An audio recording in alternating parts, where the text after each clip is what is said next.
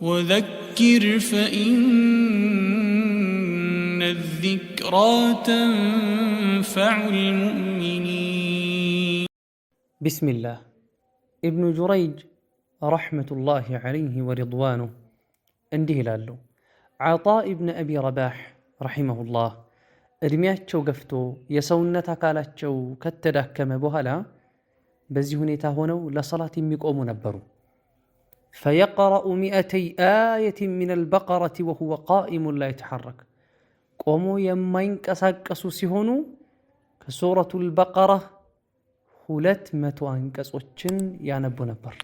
ኢንተቢሁ አርጅተው የሰውነት አካላቸው ተዳክሞ ቆመው ሳይንቀሳቀሱ 200 አንቀጾችን ያነቡ ነበር።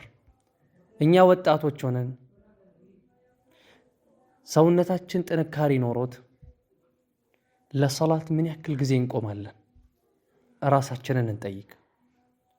አቡ ኑዓይም ረሒመሁላህ በዘገቡት ፊ ሒልየቲል አውሊያ ካነ ሱፍያን አተውሪ ዩሰሊ ሱፍያን አተውሪ ረሒመሁላህ ይሰግዱ ነበር።